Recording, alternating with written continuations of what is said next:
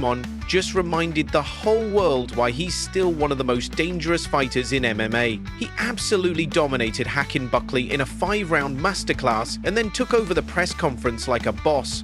Usman didn't just win, he made it loud and clear that he's not going anywhere. When a reporter brought up Belal Muhammad's recent call-out on Twitter, Usman brushed it off like it was nothing, totally dismissive, like Belal wasn't even worth a reaction.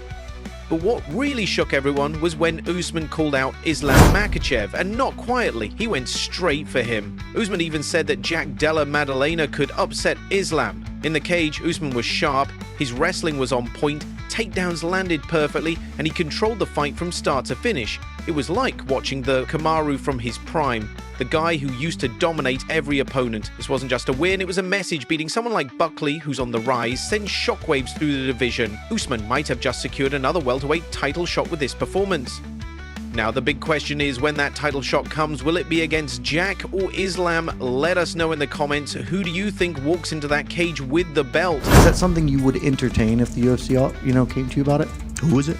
Belal Muhammad. Who was it? Former welterweight champion Belal Muhammad. Next. I forgot it. Next. JDM is no slouch. Let's not look past JDM. I said that in his last fight, and he went out there and he showed you guys, don't look past him. He's very, very talented. So, do you predict that Islam would win the 70 belt once that fight gets made? I'm not predicting anything. Like, all I'm saying to you guys is stop sleeping on JDM. He's very, very talented. That's why he's the champion right now. So, let's not sleep on him. It's going to be an interesting fight. I will be watching that fight, and I'll take the winner. How big would a fight between you and Islam be? I mean, that would have to be like one of the biggest fights in the company, right? Of course. When have we ever had former pound for pound and current pound for pound? If he's able to get in there and wrestle that belt away from JDM, former pound for pound, current pound for pound, I mean, I think everybody wants to watch that. So. And now things take a wild turn. The fighter Usman just beat Buckley had a bizarre experience before the fight even began. Believe it or not, Buckley was denied entry into the arena he was supposed to fight in. Why? Because UFC security didn't recognize him. Yep. That actually happened. Buckley and his team were running a bit late, and when they showed up at the venue, security wouldn't let them in. They didn't believe he was one of the fighters. Buckley caught the entire thing on camera and posted it on Instagram, and of course the clip exploded online. But sadly, this isn't the first time this has happened. This kind of disrespect is becoming a pattern in the UFC. Just recently, bantamweight champ Merab Dvalishvili said a security guard got physical with him because he wasn't recognized.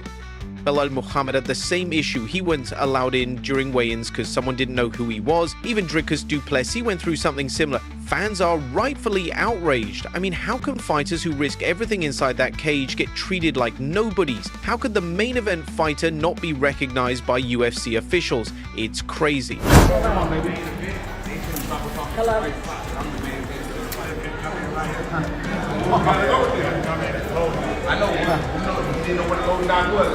We just gotta get to him. We gotta get to him. Can somebody escort us or something? Sir.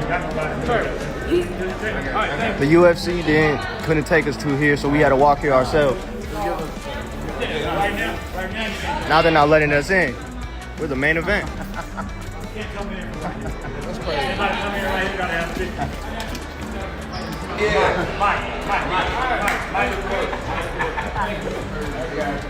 Alright, y'all figure that out for us, okay? Alright? Can we give somebody our number? Let me stay right here, man. They're not letting us in at the moment. Damn right. Bet. Now let's talk about Islam Makhachev, because he just responded, and it was after Usman's dominant win and his very direct call out. Islam didn't hold back. A video started circulating on Russian social media app Telegram where Islam responded to the call out, and he made it very clear he's not afraid. He said, and I quote, "Whoever wants it, I'll fight anyone. Just send me the contract when the time comes. I cleaned out the top 5 of my division. Now it's time to do the same at welterweight, lightweight. I'm ready. I'm not hiding. The UFC knows that. If they offer me anybody, I'll accept. I don't need to prove anything. Anyone who wants it, let them come." And this isn't some new talk. Islam's been open about fighting Usman for a while now. These two have even faced off before. Not in the octagon, but in real life. It wasn't just a respectful glance or handshake either. It was serious. You could feel the tension. You could feel that both of them were down to fight if the opportunity came. You have belt. If you have belt, you fight. You come off of the fight. Be big. No, no. Middleweight. You middleweight. But now, for the first time, this isn't just fantasy matchmaking anymore. It's starting to feel very real, and what a showdown it would be. We're talking about the former pound-for-pound one going up against the current king. Both of them elite in everything: wrestling, striking, cardio, and fight IQ. There's no weakness here. This wouldn't just be a fight. This would be a legacy battle. Islam has already shown his dominance at lightweight, and fans are starting to wonder who can actually challenge him. But on the other hand, Usman just showed that he still has that championship grit and determination that made him great in the first place. If this fight happens, it could easily become one of the most technical and high-stakes battles the UFC has ever seen. Meanwhile, in another hot upcoming fight, Alexander Volkanovski gave his thoughts on UFC 317's epic clash between Ilia Topuria and Charles Oliveira, and you already know, when Volk speaks, fans listen. He broke down how Ilia brings this insane pressure. He's always walking forward, closing distance, forcing mistakes. But Volk doesn't think Charles will fold under that pressure. In fact, Volk said Charles isn't the kind of guy who fights backing up. He also moves forward. That's why this matchup is so exciting. It's going to be two aggressive forces colliding. And trust me, they're not holding back on the trash talk either. Ilia has been coming for Charles hard, throwing out some wild statements. He said Oliveira's chin is going to explode. He should bring a pillow into the cage so he can sleep more comfortably after getting knocked out. That's brutal, but Charles didn't just sit back and take it, he clapped right back. He's promising to knock Ilia out cold, and let me tell you, Charles isn't usually this emotional. Ilia has clearly gotten under his skin. Both guys are fired up. They don't like each other, and you can feel the tension building. This fight won't be a slow burner. Expect fireworks right from the opening bell. Ilia has a chance to knock anyone out. You know, he's got solid hands and very, very dangerous, and he's got a very good focus. So even when things aren't going his way, he's still, you know, he's got like this tunnel vision of, I'm going to find this shot. And that's dangerous when you've got a guy like you. You're like jabbing him up, jabbing, he's missing shots. Some people usually start to like, oh, I better watch out, I better not throw shots until I know they're there, you know, start second guessing themselves. I don't know if I've seen that in Ilia. So when you've got someone that's that stoic through that process, you know, he could definitely find that shot, and if he does, he could put anyone even in the lightweight division out. You know, but again, he's going to find tough guys. I don't think Charles Oliveira is going to be on the back foot at all.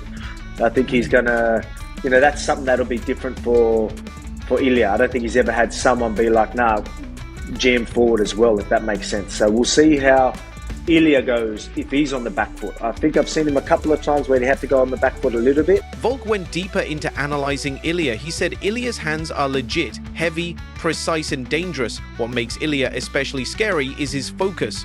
Even when things aren't going his way, he doesn't panic. He's got this tunnel vision like, I'm going to find my shot. That's dangerous. Most fighters start doubting themselves when their shots aren't landing. They hesitate, they get cautious. But not Ilia. Volk said, when you've got a guy that composed, that focused, he can find that one shot and change the whole fight. And if he lands clean, it doesn't matter who you are, you're going down. Even top contenders in the lightweight division wouldn't be safe from that. But again, Charles is no pushover. Volk doesn't see Charles backing up in this fight. He's going to bring it, just like always. And that's going to be a new challenge for Ilia, facing someone who doesn't give ground. Volk pointed out that we've rarely seen Ilia have to fight going backwards, so if Charles puts pressure on him, it'll be interesting to see how Ilia responds. Will he adjust, or will Charles break him? This fight has every ingredient: high stakes, real tension, explosive styles, and two guys who are ready to throw down. Thanks for watching. Don't forget to like and subscribe for your daily dose of MMA updates.